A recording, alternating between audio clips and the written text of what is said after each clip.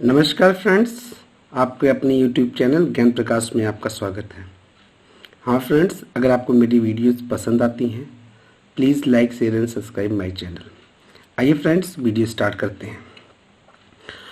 माध्यम के तापमान में वृद्धि के साथ प्रकाश की गति बढ़ती है, घटती है, वैसी ही रहती है, सहसा गिर जाती है।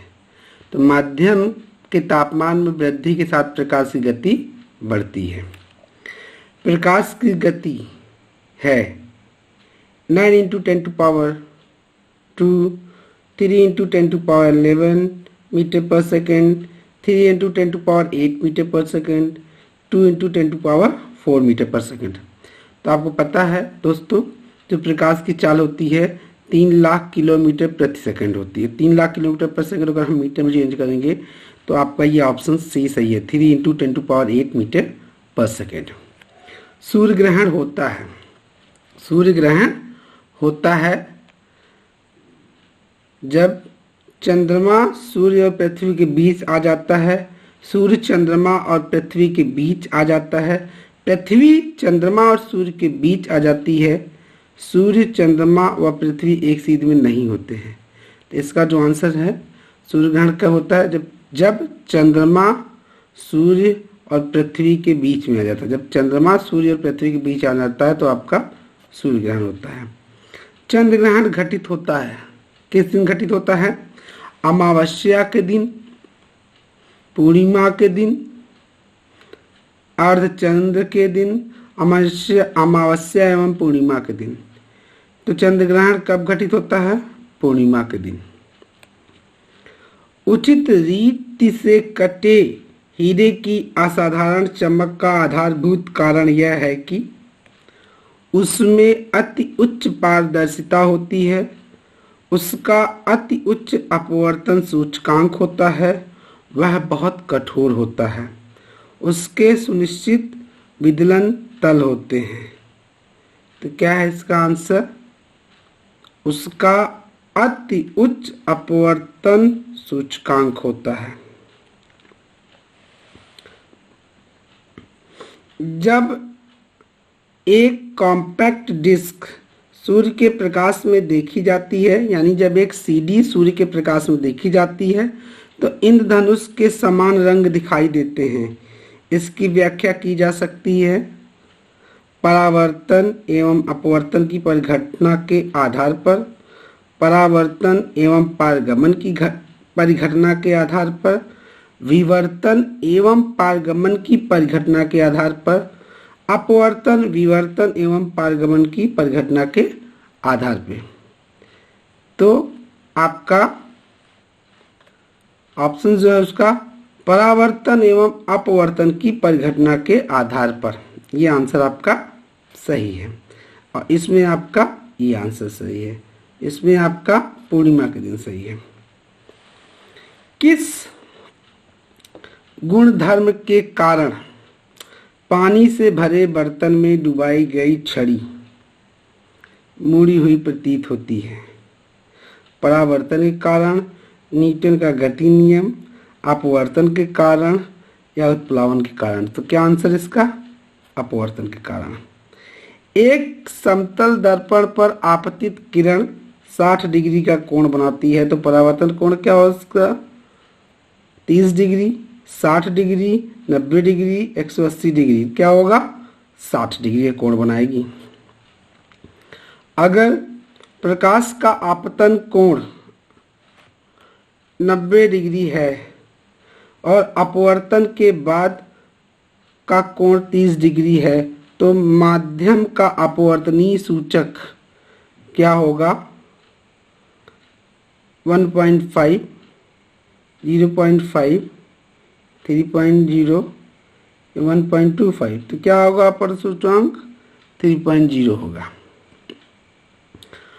पूर्ण यदि किसी दर्पण को थीटा डिग्री कोण से घुमाया जाए तो परावर्तित किरण का घूर्णन होगा।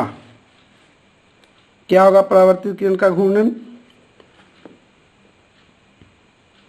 0 डिग्री, थीटा, थीटा बाई 2 या 2 थीटा। इसका आपका क्या होगा, यदि किसी दर्पण को थीटा कोण से घुमाया जाए तो परावर्तित किरण का घूर्णन होगा 2 थीटा। पूर्ण आंतरिक परावर्तन होता है जब प्रकाश जाता है हीरे से कांच में, जल से कांच में, वायु से जल में, वायु से कांच में। कब होता है पूर्ण आंतरिक परावर्तन? जब प्रकाश हीरे से कांच में जाता है। मृग तृष्णा का उदाहरण है अपवर्तन, पूर्ण आंतरिक परावर्तन, विक्षेपण, विवर्तन का। मृग तृष्णा किसका उदाहरण है? पूर्ण आंतरिक परावर्तन का।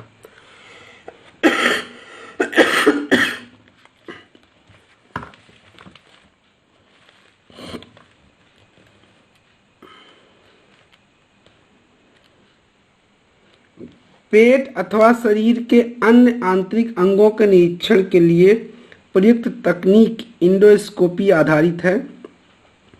पूर्ण आंतरिक परावर्तन पर, व्यतिकरण पर, विवर्तन पर, ध्रुवण पर। इसका जो आंसर है वो पूर्ण आंतरिक परावर्तन पर। इंद्रधनुष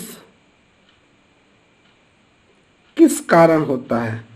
परावर्तन के कारण होता है, अपवर्तन के कारण होता है, प्रकीर्णन के कारण होता है, या परावर्तन एवं अपवर्तन के कारण होता है? इसका आंसर क्या है? परावर्तन एवं अपवर्तन के कारण होता है। आकाश का रंग नीला प्रतीत होता है। आकाश का रंग नीला प्रतीत होता है विवर्तन के कारण, अपवर्तन के कारण, प्रकीर्णन के कारण या परावर्तन के कारण। आकाश का रंग नीला प्रतीत होता है प्रकीर्णन के कारण। और इंद्रधनुष किस कारण होता है? परावर्तन एवं अपवर्तन दोनों के कारण होता है। वायुमंडल में प्रकाश के विसरण का कारण है कार्बन डाइऑक्साइड, धूलकण, हीलियम, जलवाष्प। तो वायुमंडल में प्रकाश के विसरण का क्या कारण है? धूलकण। खतरे के संकेतों के लिए लाल रंग का प्रयोग किया जाता है क्योंकि इसका प्रकीर्णन सबसे कम होता है। यह आँखों के लिए आरामदायक होता है। इसका सबसे कम रासायनिक प्रभाव होता है। हवा द्वारा इसका अवशोषण सबसे कम होता है। तो लाल रंग का प्रकीर्णन सबसे कम होता है, इसलिए यह खतरे के निशानों के लिए प्रयोग किया जाता है। समुद्र नीला प्रतीत होता है। समुद्र नीला प्रतीत होता है अधिक गहराई के कारण, आकाश के परावर्तन तथा जल के कणों द्वारा प्रकाश के प्रकीर्णन के कारण, जल के नीले रंग के कारण, जल की ऊपरी सतह के कारण। समुद्र का नीला होता है आकाश के परावर्तन तथा जल के कणों द्वारा प्रकाश के प्रकीर्णन के कारण। अस्त होते हुए सूर्य लाल दिखाई देता है परावर्तन के कारण, प्रकीर्णन के कारण, अपवर्तन के कारण, विवर्तन के कारण। तो किसके कारण होता है? प्रकीर्णन के कारण। साबुन के पतले झाग में चमकदार रंगों का बनना किस परिघटना का परिणाम है? साबुन के पतले झाग में चमकदार रंगों का बनना किस परिघटना का परिणाम है? बहुलित परावर्तन और व्यतिकरण, बहुलित अपवर्तन, परिक्षेपण, अपवर्तन और परिक्षेपण, ध्रुवण और व्यतिकरण। जो इसका आंसर है वह है बहुलित परावर्तन और व्यतिकरण।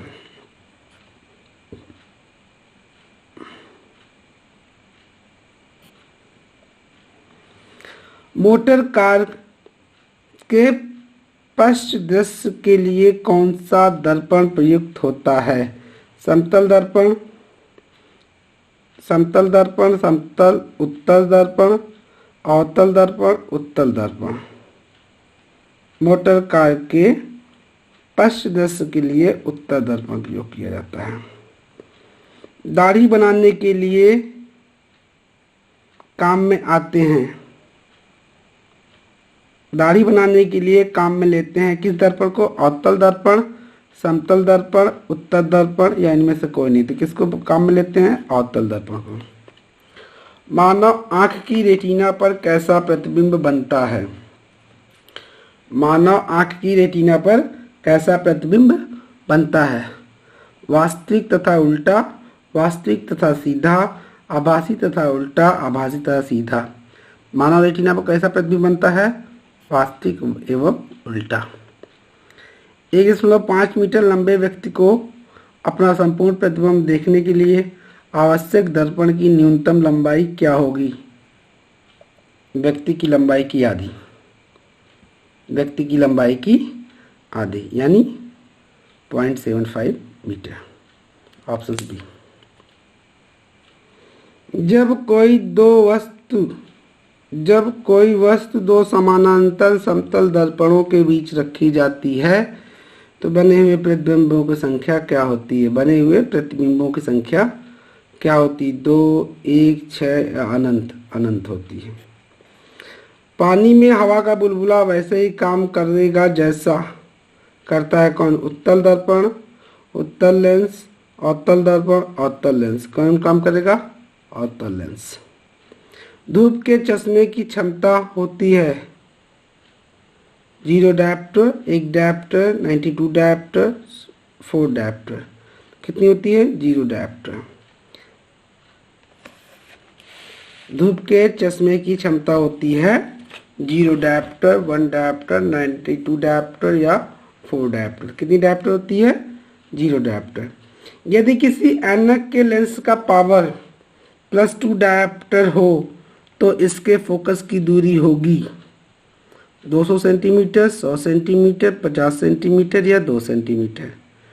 कितने सेंटीमीटर होगी इसकी फोकस दूरी? 50 सेंटीमीटर। किसी अपारदर्शी वस्तु का रंग उस रंग के कारण होता है जिसे वह अवशोषित करता है, परावर्तित करता है। अवशोषित करता है, परावर्तित करता है, परावर्तित नहीं करता है, प्रकीर्णित करता है। तो किसके कारण अपारदर्शी वस्तु का रंग उस रंग के कारण होता है, परावर्तित नहीं करता है। ऑप्शन सी सही है। लाल कांच को अधिक ताप पर गर्म करने पर वह दिखाई देगा। लाल कांच को अधिक ताप पर गर्म करने पर वह दिखाई देगा लाल, हरा, नीला, पीला। क्या दिखाई देगा? वो हरा दिखाई देगा। प्रकाश का रंग निश्चित किया जाता है प्रकाश का रंग निश्चित किया जाता है वेग द्वारा, आयाम द्वारा, तरंग दैर्ध्य द्वारा, आवृत्ति द्वारा। तो किसके द्वारा निश्चित किया जाता है? तरंग दैर्ध्य द्वारा। 3 रंग मूल रंग हैं। ये रंग कौन है? नीला, पीला, लाल, नीला, हरा, लाल, पीला, हरा, लाल, नीला, पीला, हरा। तो मूल रंग कौन से होते हैं? RGB, रेड, ग्रीन, ब्लू, यानी नीला, हरा और लाल। सबसे कम तरंग दैर्ध्य द्वारा प्रकाश होता है लाल, पीला, नीला, बैगनी। सबसे कम तरंग दैर्ध्य द्वारा कौन सा होता है? बैगनी।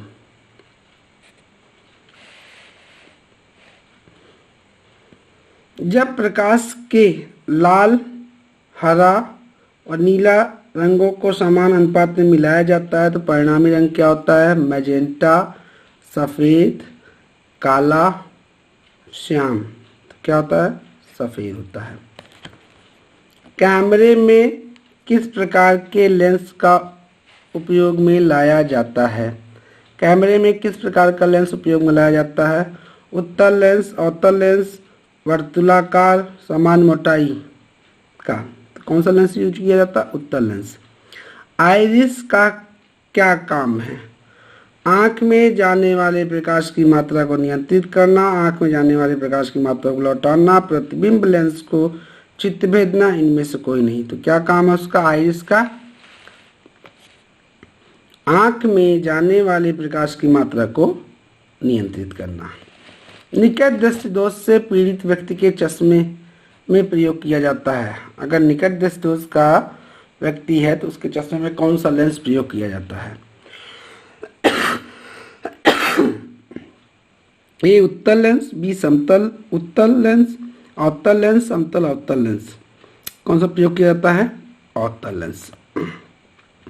दूर दृष्टि निवारण के लिए काम में लेते हैं किस लेंस को? अवतल लेंस को, उत्तल दर्पण को, उत्तल लेंस को, अवतल दर्पण को। किसको काम में लेते हैं? उत्तल लेंस को। दूरबीन का आविष्कार किसने किया था? Galileo, Gutenberg, Edison, Graham Bell. किसने किया था? गैलीलियो ने।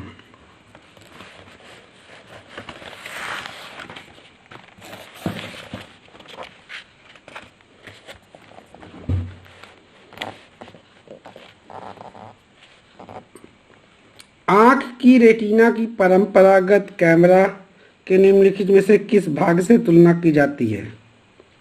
फिल्म से, लेंस से, शटर से या आवरण से? किससे तुलना की जाती है? फिल्म से। किसी आवेशित चालक का संपूर्ण आवेश उसके आंतरिक पृष्ठ पर रहता है, बाहरी पृष्ठ पर रहता है, कुछ आंतरिक पृष्ठ पर व कुछ बाहरी पृष्ठ पर रहता है। सभी सत्य हैं। किसी आवेशित चालक का संपूर्ण आवेश उसके बाहरी पृष्ठ पर रहता है। वस्तुओं का आवेशन किसके स्थानांतरण के फलस्वरूप होता है? Electron, positron, proton, neutron. किसके स्थानांतरण का कारण होता है? इलेक्ट्रॉन के। आप कार में जा रहे हैं, आप कार में जा रहे हैं। यदि आसमान से बिजली गिरने वाली हो तो सुरक्षित रहने के लिए कार की खिड़कियां बंद कर लेंगे, कार की खिड़कियां खोल देंगे, कार से उतर कर नीचे बैठ जाएंगे, कार के ऊपर बैठ जाएंगे। क्या करेंगे आप? कार की खिड़कियां बंद कर लेंगे। दो स्थिर आवेशों के बीच लगने वाला बल उनकी मात्राओं के गुणनफल के अनुक्रमानुपाती तथा उनकी बीच की दूरी के वर्ग के व्युत्क्रमानुपाती होता है। यह नियम किसका है? ओम का नियम है, किरचॉफ का नियम है, कूलम्ब का नियम है, फैराडे का नियम है। किसका नियम? ये कूलम्ब का नियम है।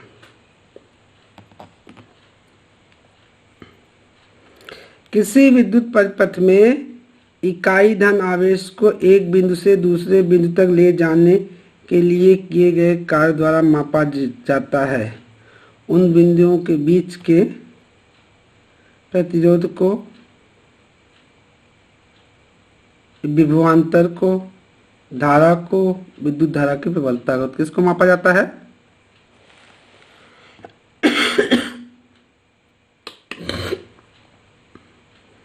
किसी विद्युत परिपथ में इकाई धन आवेश को एक बिंदु से दूसरे बिंदु तक ले जाने में किए गए कार्य द्वारा मापा जाता है। उन बिंदुओं के बीच के प्रतिरोध को, विभवांतर को, धारा को, विद्युत धारा को। इसको मापा जाता है? विभवांतर को। सर्वाधिक विद्युत चालकता वाला तत्व है चांदी, कॉपर, एल्युमिनियम, लोहा। कौन सा है? चांदी है। अति चालकता का लक्षण है उच्च पारगम्यता, निम्न पारगम्यता, शून्य पारगम्यता, अनंत पारगम्यता। तो क्या है अति चालकता का? उच्च पारगम्यता।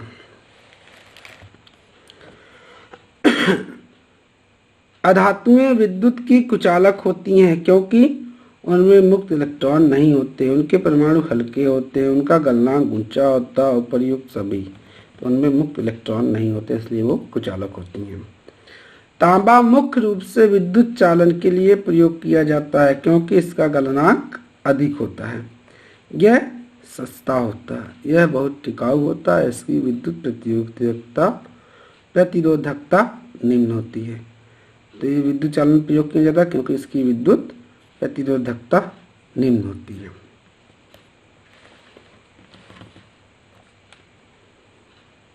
आपस में जुड़ी दो आवेशित वस्तुओं के बीच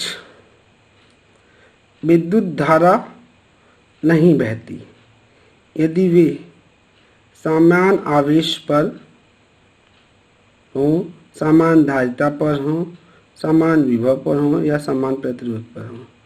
तो कब उसमें विद्युत धारा नहीं बहती जब वो समान विभव पर हो।